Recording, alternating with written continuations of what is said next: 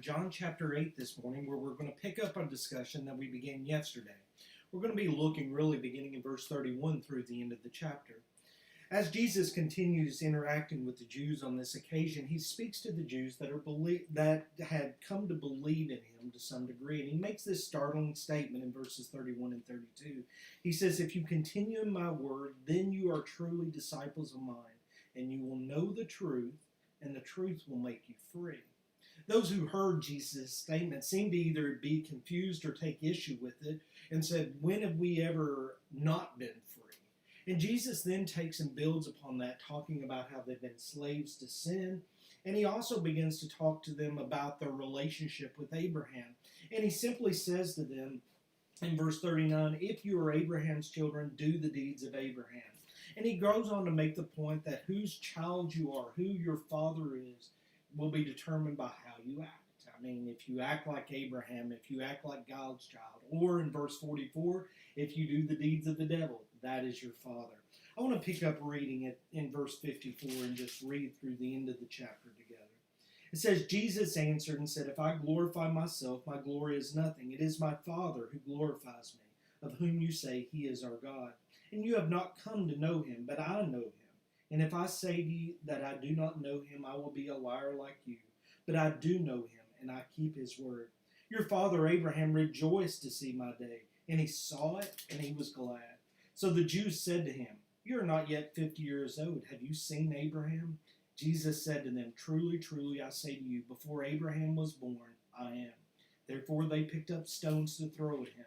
But Jesus hid himself and went out to the temple." Guys, what do you see in this text? I want to point out that there are several just general truisms that Jesus gave throughout this text. One, David, that you brought up, that if you abide in my word, you are my disciples truly, and the truth will set you free. Another is found in verse 34. Jesus said, "Truly, truly, I say to you, everyone who practices sin is a slave to sin." That's still true today.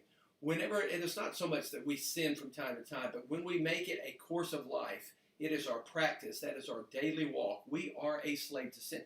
We don't like to think about it like that, but that's the way it is. We're captured by sin. So there's a warning here that Jesus gave to them that still applies to us today. And the last one I want to point out is found in verse 51. Jesus said, "Truly, truly, I say to you, if anyone keeps my word, he will never see death." It's a wonderful statement.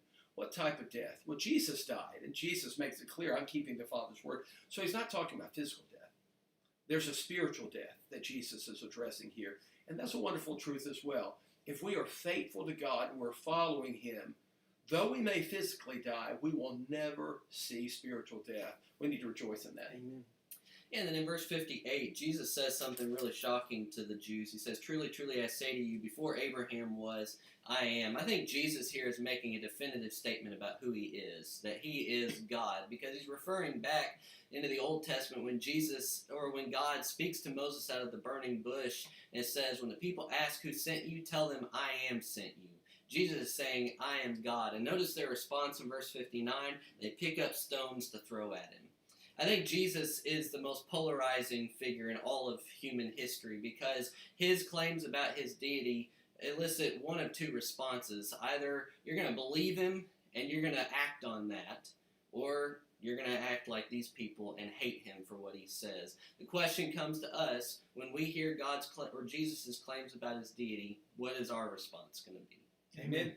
Two great applications today. Thank you for joining us. If you've got any thoughts on this text, a great text, please let us know in the comments below. We'd love to hear and learn from you as well.